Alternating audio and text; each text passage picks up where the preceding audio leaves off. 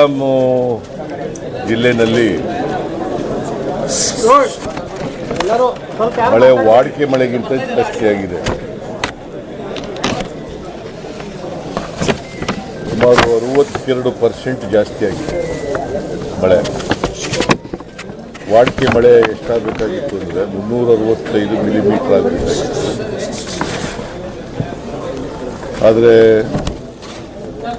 ಇಲ್ಲಿವರೆಗೆ 1 ಜೂನ್ನಿಂದ 1ನೇ ತಾರೀಕು ಜೂನ್ನಿಂದ ಇಲ್ಲಿವರೆಗೆ ಮಳೆಯಾಗಿರ್ತಕ್ಕಂಥದ್ದು 565 ಮಿಲಿಮೀಟರ್. 565 ಮಿಲಿಮೀಟರ್ ಅಂದರೆ ಶೇಕಡ 62% ಹೆಚ್ಚಾಗಿ ಮಳೆಯಾಗಿದೆ. ಇಲ್ಲಿ ಮಳೆ ಹೆಚ್ಚಾಗಿರೋದ್ರಿಂದ 6 ಜನ ಸತ್ತಿದ್ದಾರೆ. 6 ಜನರು. ಸುಮಾರು 2 ಜನರು ಮರ ಬಿದ್ದು, 3 ಜನರು ನೀರಿನಲ್ಲಿ ಮುಳುಗಿ, ಒಬ್ಬರು ಮನೆ ಗೋಡೆ ಬಿದ್ದು ಸತ್ತಾಗಿರ್ತಕ್ಕಂಥದ್ದು. ಒಟ್ಟು 6 ಜನರು. ಅವರಿಗೆಲ್ಲರಿಗೂ ಕೂಡ 5 ಲಕ್ಷ ರೂಪಾಯಿ ಕೊಟ್ಟಿದ್ದೀವಿ. ಸರ್ಕಾರದಿಂದ 5 ಲಕ್ಷ ರೂಪಾಯಿಗಳನ್ನು ಕೊಟ್ಟಿದ್ದೀವಿ. ಸುಮಾರು 11 ಜಾನುವಾರುಗಳು ಸತ್ತಿದ್ದಾವೆ. 11 ಜಾನುವಾರುಗಳು ಅಲ್ಲ, 12 ಜಾನುವಾರುಗಳು. ಅದರಲ್ಲಿ 11 ದೊಡ್ಡ ಜಾನುವಾರುಗಳು, ಹಸು, ಎಮ್ಮೆ ಈ ಥರದವು. 1 ಸಣ್ಣ ಜಾನುವಾರು ಸತ್ತಿದೆ. ಅವಕ್ಕೂ ಕೂಡ ಪರಿಹಾರ ಕೊಟ್ಟಿದ್ದೀರಲ್ಲ. 1 ಜಾನುವಾರು ಸತ್ತರೆ 37,500 ರೂಪಾಯಿ ಕೊಡ್ತೀವಿ.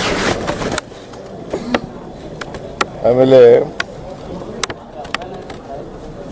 48 ಮನೆಗಳು ಪೂರ್ಣ ಹಾನಿಯಾಗಿರ್ತಕ್ಕಂಥ ಮನೆಗಳು. 48 ಮನೆಗಳು. 950 ಭಾಗಶಃ ಆಗಿರ್ತಕ್ಕಂಥ ಮನೆಗಳು. ನೀವು ಪ್ರಶ್ನೆ ಕೇಳ್ಬೋದು, ಮಳೆ ಬರ್ತಾ ಇದೆಯಲ್ಲ,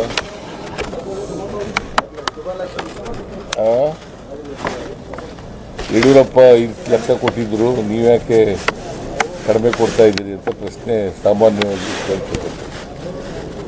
ಅದು ಭಾಳ ದುರುಪಯೋಗ ಆಗಿದೆ ಅಂಥೇಳಿ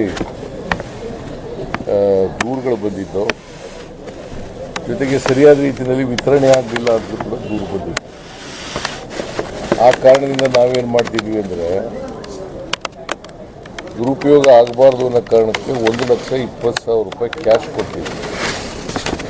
ಒಂದು ಮನೆ ಕಟ್ಟಿಕೊಡಿಸ್ತಕ್ಕಂಥದ್ದನ್ನು ಮಾಡ್ತೇವೆ. ಯಾರಿಗೆ ಪೂರ್ಣ ಹಾನಿಯಾಗಿರ್ತದೆ ಅದೇ ಜಾಗದಾಗ ಕಟ್ಕೊತಾರೆ, ಬೇರೆ ಜಾಗದಾಗ ಕಟ್ತಾರೆ ಗೊತ್ತಿಲ್ಲ. ಅವ್ರಿಗೆ ಬಿಡ್ತೀವಿ, ಮನೆಯವ್ರಿಗೆ. ತಕ್ಷಣ ಪರಿಹಾರವಾಗಿ 10,000 ಕೊಡ್ತಾ ಇದ್ರು, ಸಿದ್ದರಾಮಯ್ಯ ಗೌರ್ಮೆಂಟ್ ಕೊಡ್ತಾ ಇಲ್ಲ. ತಕ್ಷಣ ಪರಿಹಾರ ಅಂತ 10,000 ಕೊಡ್ತಾ ಇದ್ರು, ಆದ್ರೆ ಮನೆಯಲ್ಲಿ ನೀರು ಬಂದ ತಕ್ಷಣ 10,000 ಕೊಡ್ತಾ ಇದ್ರು, ತಮ್ಮ ಗೌರ್ಮೆಂಟ್ ಕೊಡ್ತಾ ಇಲ್ಲ. ನಿಜ, ನಾವು ಒಟ್ಟಿಗೆ ಕೊಟ್ಬಿಡ್ತಾ ಇದ್ದೀವಲ್ಲ. 1,20,000 ರೂಪಾಯಿ ಒಟ್ಟಿಗೆ ಕೊಟ್ಬಿಡ್ತೀವಿ. ಮತ್ತೆ ಮನೆ ಕಟ್ಕೊಡೋದಕ್ಕೂ ಕೂಡ ಮಾಡ್ತಕ್ಕಂಥದ್ದು ಮಾಡ್ತೀವಿ. ನಾಳೆ ಒಬ್ಬರು ಕೇಳ್ತಾವ್ರೆ, ನೀನು ಮಧ್ಯದಲ್ಲಿ ಕೇಳಿದ್ರೆ ಹೆಂಗಪ್ಪ? ಹೇಳು. ಪ್ರವಾಹ ಪೀಡಿತ ಪ್ರದೇಶದಲ್ಲೇ ಮನೆ ಕಟ್ಟಕ್ಕೆ ಕೊಡ್ತಾರೆ. ಅವರು ಪದೇ ಮನೆ ನೀರು ನುಗ್ಗುತ್ತೆ ಅನ್ನೋದಾದರೆ, ಮನೆ ಹಾನಿ ಆಗುತ್ತೆ ಅಂದರೆ ಅವ್ರು ಬೇರೆ ಕಡೆ ಎಲ್ಲಿ ಕಟ್ಕೊತಾರೆ ಅಲ್ಲಿ ಕೊಡ್ತೀವಿ. ಸಿಆರ್ಎಫ್ ಗೈಡ್ಲೈನ್ಸ್ ಪ್ರಕಾರ ಸರಿಯಾಗಿ ನೆರೆ ಪರಿಹಾರ ಆಗಲಿ ಅಥವಾ ಬರ ಪರಿಹಾರ ಆಗಲಿ, ಅದು ನಾನು ಹಳೇದಿದೆ, ಹೊಸದಾಗಿ ಬರಬೇಕು, ನಾನು ಚೇಂಜ್ ಆಗಬೇಕು, ಹೆಚ್ಚಿನ ಪರಿಹಾರ ಸಿಗಬೇಕು ಅನ್ನುವಂಥ ಬೇಡಿಕೆ ಇದೆ. ಆ ಪ್ಲಸ್ ಸ್ಟೇಟ್ ಗೌರ್ಮೆಂಟ್ ಪ್ಲಸ್ ಕೂಡಿಸಿ ಕೊಡಬೇಕನ್ನುವಂಥದ್ದು ಬೇಡಿಕೆ ಇದೆ. ಈಗ NDRF ಮತ್ತು SDRF ಅಂತ ಇರ್ತದೆ.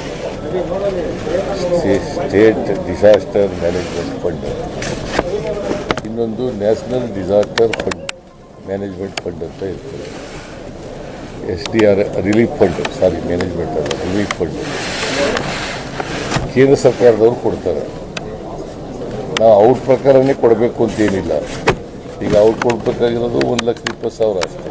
ನಾವು ಮನೆ ಕಟ್ಕೊಡ್ತೀವಲ್ಲ, ಮನೆ ಅಡಿಷನಲ್ ಆಗಿ ಮನೆ ಕಟ್ತೀವಿ. ಆಡ್ರಿ ಒಬ್ಬರು ನೀವು ಅವ್ರು ಉತ್ತರ ಹೇಳ್ತಾ ಇರುವಾಗ ನೀನು ಮಧ್ಯೆ ಕೇಳ್ಬಿಟ್ರೆ ಹೆಂಗಪ್ಪ? ನಿನಗೂ ಹೇಳೋಕ್ಕಾಗಲ್ಲ, ಅವ್ರಿಗೂ ಹೇಳೋಕ್ಕಾಗಲ್ಲ. ಅದರಿಂದ 6,500 ರೂಪಾಯಿ ಕೊಡಬೇಕು ಪಾರ್ಷಿಯಲಿ ಡ್ಯಾಮೇಜ್ಡ್ ಔಷಧಿ ಅಂತ ಇದೆ NDRF ನಾರ್ಮ್ಸ್ ಪ್ರಕಾರ. ನಾವು 50,000 ಕೊಡ್ತಾ ಇದ್ದೀವಿ. 50,000 ನಾವು ಕೊಡ್ತಾ ಇದ್ದೀವಿ. ದಟ್ ಮೀನ್ಸ್ 43,500 ಹೆಚ್ಚಾಗಿ ಕೊಡ್ತಾ ಇದ್ದೀವಿ, ತೊಂದರೆ ಆಗಬಾರ್ದು ಅವ್ರಿಗೆ ಅಂತೇಳಿ. ಯಾಕೆಂದರೆ ಹಿಂದೆ ಎಲ್ಲ ಏನು ಮಾಡ್ತಿದ್ರು, ಮುಕ್ಕಾಲು ಭಾಗ ಆದರೆ, ಅರ್ಧ ಆದರೆ, ಕಾಲು ಭಾಗ ಆದರೆ ಅಂತ ಇದ್ದರು. ಆ ಥರದ್ದು ಬೇಡ, ಎಲ್ರಿಗೂ ಒಂದೇ ಥರ ಕೊಟ್ಕೊಳ್ಳೋಣ ಅಂತೇಳಿ ಪಾರ್ಷಿಯಲಿ ಡ್ಯಾಮೇಜ್ಡ್ ಔಷಧಿಗಳಿಗೆಲ್ಲ ಕೊಡ್ತಾ ಇರ್ತಕ್ಕಂಥ ಕೆಲಸ ಮಾಡ್ತಾಯಿದ್ವಿ. ಆಮೇಲೆ ಈಗಾಗಲೇ 17 ಜನರಿಗೆ ಮನೆ ಪೂರ್ಣ ಆಗಿರ್ತಕ್ಕಂಥವ್ರಿಗೆ ದುಡ್ಡು ಕೊಟ್ಬಿಟ್ಟಿದ್ದೀವಿ. ಇನ್ನು ಉಳಿದವ್ರಿಗೂ ಕೂಡ ಇವತ್ತು ನಾಳೆ ಒಳಗಡೆ. ಸೊ ಬೆಳೆ ಹಾನಿ ಆಗಿರ್ತಕ್ಕಂಥದ್ದು ಕೃಷಿ ಬೆಳೆ 41,700 ಹೆಕ್ಟೇರ್ನಲ್ಲಿ ಆಗಿದೆ. ಆಮೇಲೆ ತೋಟಗಾರಿಕೆ ಬೆಳೆ 372 ಆಗಿದೆ. ವಿದ್ಯುತ್ ಶಕ್ತಿ ಕಂಬಗಳು 2,962 ಆಗಿದ್ದಾವೆ. ಅವನ್ನೆಲ್ಲ ಹೇಳಿದ್ದೀನಿ. KEB ಇವರಿಗೆ ಬೆಸ್ಕಾಮ್ನವ್ರಿಗೆ ಕೂಡಲೇ ಅವೆಲ್ಲ ಅಟೆಂಡ್ ಮಾಡಬೇಕು ಅಂತ ಹೇಳಿದ್ದೀನಿ. ಕಂಬಗಳಾಗಿರ್ಬೋದು ಅಥವಾ ಟ್ರಾನ್ಸ್ಫಾರ್ಮರ್ಗಳಾಗಿರ್ಬೋದು, ಇವಕ್ಕೆಲ್ಲ ಕೂಡಲೇ ಅಟೆಂಡ್ ಮಾಡಬೇಕು ಅಂತಕ್ಕಂಥದ್ದು. ರಸ್ತೆ ಇವೆಲ್ಲ ಬೆಳೆ ಹಾನಿ, ರಸ್ತೆ ಇವೆಲ್ಲ ಮಳೆ ಒಂದೇ ಸಮಯ ಬೀಳ್ತಾ ಇದೆ. ಮಳೆ ನಿಂತ ತಕ್ಷಣ ಅದಕ್ಕೆ ಪರಿಹಾರ ಮಾಡ್ತಕ್ಕಂಥ ಕೆಲಸವನ್ನು ಬಿಜೆಪಿ ಮುಖಂಡರು ಹೇಳ್ತಾರೆ ಸರ್ಕಾರ ಬಳಿ ದುಡ್ಡಿಲ್ಲ. ಬಿಜೆಪಿ ಮುಖಂಡರು ತಮ್ಮ ಮೇಲೆ ಆರೋಪ ಮಾಡ್ತಾರೆ ಸರ್, ಸರ್ಕಾರ ಬಳಿ ದುಡ್ಡಿಲ್ಲ. ದುಡ್ಡಿದ್ದು ಇವೆಲ್ಲ ಹೇಳ್ಕೊಟ್ಟಿದ್ದೀವಿ. ಅವ್ರು ಆರೋಪ ಮಾಡ್ತಾರೆ. ಅವ್ರ ಆರೋಪ ಸುಳ್ಳು ಆರೋಪಗಳು ಮಾಡ್ತಾರಪ್ಪ. ಇವೆಲ್ಲ ದುಡ್ಡಿಯಲ್ಲಿಂದ ಕೊಡ್ತಾ ಇದ್ದೀವಿ ರೀ. ಅವರಿದ್ದಾಗ ಏನೂ ಮಾಡಲಿಲ್ಲ. ಆರೋಪ ಮಾಡೋದ್ರಲ್ಲಿ ನಿಶ್ಚೀಮರು, ಸುಳ್ಳು ಹೇಳೋದ್ರಲ್ಲಿ ನಿಶ್ಚೀಮರು, ಸುಳ್ಳನ್ನೇ ಸತ್ಯ ಮಾಡೋದ್ರಲ್ಲಿ ಭಾಳ ಪಳಗ್ಬಿಟ್ಟಿದ್ದಾರೆ ಅವರು. ಅದೇ ಟ್ರೈನಿಂಗ್ ಆಗಿರೋದು ಅವರಿಗೆ. RSSನವರಿಗೆ ಟ್ರೈನಿಂಗ್ ಏನಪ್ಪ ಅಂತಂದರೆ ಸುಳ್ಳನ್ನೇ ಸತ್ಯ ಮಾಡೋದು ಹೇಗೆ ಅಂತ ಟ್ರೈನಿಂಗ್ ಆಗಿಬಿಟ್ಟಿದೆ. ನೀವು 1,20,000 ರೂಪಾಯಿ ಪರಿಹಾರ ಮತ್ತು ಅವರಿಗೆ ಮನೆ ಕಟ್ಟಿಸಿಕೊಡ್ತೀವಿ, ಸಂಪೂರ್ಣವಾಗಿ ಬಿದ್ದಂಥ ಮನೆಗೆ ಅಂತ ಹೇಳಿ ನಾವು ಮೈಸೂರಲ್ಲಿ ಹೇಳಿದಿರಿ, ಇವತ್ತು ಹೇಳ್ತಾ ಇದ್ದೀವಿ. ಆದ್ರೆ ಕಂದಾಯ ಇಲಾಖೆಯಿಂದ ಅಧಿಕೃತವಾಗಿ ಇನ್ನೂವರೆಗೆ ಆದೇಶ ಆಗಿಲ್ಲ. ಇಲ್ಲ, ಆದೇಶ ಆಗಿದೆ. ನೋಡಪ್ಪ DC, ಬರ್ರಿ ಮುಂದಕ್ಕೆ. ಆದೇಶ ಆಗಿದೆಯಲ್ವೇನ್ರಿ? ನನ್ನಿಂದನೂ ಎಲ್ಲ ತಹಶೀಲ್ದಾರ್ಗಳಿಗೆ ಆದೇಶ ಹೊರಡಿಸಿದ್ದೀನಿ ಸರ್. ಆದೇಶ ತಹಸೀಲ್ದಾರ್ಗಳಿಗೆಲ್ಲ ತಲುಪಿದೆ. ಸರ್ಕಾರ ಆದೇಶ ಮಾಡಿ DCಗೆಲ್ಲ ತಲುಪಿಸಿ, DC ಇನ್ ಟರ್ನ್ ತಹಸೀಲ್ದಾರ್ಗಳಿಗೆಲ್ಲ ಕಳಿಸಿದ್ದಾರೆ. ಅನಾವೃಷ್ಟಿ ಆಗಿದೆ ಸರ್, ಒಂದು ಕಡೆ ಅತಿವೃಷ್ಟಿ ಆಗಿದೆ ಸರ್. ಸರ್ ರಾಮದುರ್ಗದ್ದು ಅಲ್ಲಿ ಮಳೆನಾಗಿಲ್ಲ, ಇದ್ದದ ಬೆಳೆ ಎಲ್ಲ ಹಾಳಾಗಿದೆ. ಅಲ್ಲಿ ಪರಿಹಾರ ಕೊಡ್ತಾ ಇಲ್ಲ ನಿಮ್ಮ ಇವರು ಅಗ್ರಿ ಇಲಾಖೆಯವರು. ಅಲ್ಲೇ ಸರ್ವೆ ಮಾಡಿಸ್ತಾ ಇದ್ದೀವಿ. ಸರ್ವೆ ಮಾಡಿಸಿ ಮಳೆ ಇಲ್ಲದೇನೆ ಬೆಳೆ ಹಾಳೆ ಆಗಿದ್ರೆ ಅವ್ರಿಗೆ ಪರಿಹಾರ ಕೊಡೋದು ಮಾಡ್ತೀವಿ. ಸರ್, ಈಗ ಸರ್ಕಾರದ ಪರವಾಗಿ ನೀವೆಲ್ಲ ಓಡಾಡ್ತಾ ಇದ್ರಿ, ಆದ್ರೆ ಕಾಳಜಿ ಕೇಂದ್ರದ ಹೆಸರಲ್ಲಿ ಬೆಳಗಾವಿಯಲ್ಲಿ ಅಧಿಕಾರಿಗಳು ರೊಕ್ಕ ಲೂಟಿ ಮಾಡುವಂತದ್ದನ್ನ ಮಾಡ್ತಾ ಇದ್ದಾರೆ ಸರ್. ಕಾಳಜಿ ಕೇಂದ್ರದ ಹೆಸರಿಗೆ ಮಾತ್ರ ನಿಮ್ಮ ಹತ್ರ ಏನು ಎವಿಡೆನ್ಸ್ ಇದೆ? ದಾಖಲೆ ಎಲ್ಲ ಕೊಡು, ಸ್ವಲ್ಪ ಕ್ರಮ ತಗೊಳ್ಳೋಣ ಅವ್ರ ಮೇಲೆ. ಕೊಡುತ್ತಮ್ಮ, ನೀನು ಸಹಾಯ ಮಾಡು. ಯಾರ್ಯಾರು ಆ ಥರ ಮಾಡಿದ್ರೆ ದಾಖಲಾತಿ ಕೊಟ್ಟರೆ ಅವ್ರ ಮೇಲೆ ಕ್ರಮ ತಗೊಳ್ಳೋಣ. ಜನರಿಗೆ ಇಟ್ಟಿದ್ದೀವಿ ಅಂತ ಹೇಳಿ ದಾಖಲೆ. We are going to take action against the erred people or corrupt people. Please give us ಅವ್ರ ಹೆಸರು, ದಾಖಲಾತಿ ಎಲ್ಲ ಕೊಡು. ಸರ್, ಪ್ರತಿ ಬಾರಿ ಏನು ಮಳೆಗಾಲ ಬಂದಂತ ಸಂದರ್ಭದಲ್ಲಿ ಬೆಳಗಾವಿ ಜಿಲ್ಲೆಯಲ್ಲಿರ್ತಕ್ಕಂಥ ಬಹುತೇಕ ಬ್ರಿಡ್ಜ್ಗಳು ಕೆಳಮಟ್ಟದಲ್ಲಿರೋದ್ರಿಂದ ಬಹುತೇಕವಾಗಿ ಎಲ್ಲ ಬಂದ್ ಆಗುತ್ತೆ, ಜೊತೆಗೆ ನೀರು ಮೇಲಿರುತ್ತೆ. ಅವುಗಳನ್ನು ಹೆಚ್ಚಳ ಮಾಡುವಂತ ಪ್ರಸ್ತಾಪ ಬಹಳ ವರ್ಷದಿಂದ ಇಲ್ಲಿ. ಈಗ ಟೆಕ್ನಿಕಲ್ ರಿಪೋರ್ಟ್ ತಕೊಂಡು, ಯಾಕಂದ್ರೆ ಇಂಜಿನಿಯರ್ಗಳು ಅದು ಮಾಡೋದು. ನಾನು I am not A technical man. ಎಷ್ಟು ಎತ್ತರ ಮಾಡೋಕ್ಕೆ ಸಾಧ್ಯ ಆಗ್ತದೆ ನೋಡೋಣ. ಅದನ್ನು ನಾನು ಇಂಜಿನಿಯರ್ಗಳ ಜೊತೆ ಮಾತಾಡ್ತೀನಿ. Because I am not A technical man ಅಲ್ವಾ, ನೀನು ಟೆಕ್ನಿಕಲ್ ಮ್ಯಾನ್ ಅಲ್ಲ. ಅದರಿಂದ ಅವರು ಕೇಳಿದ್ರೆ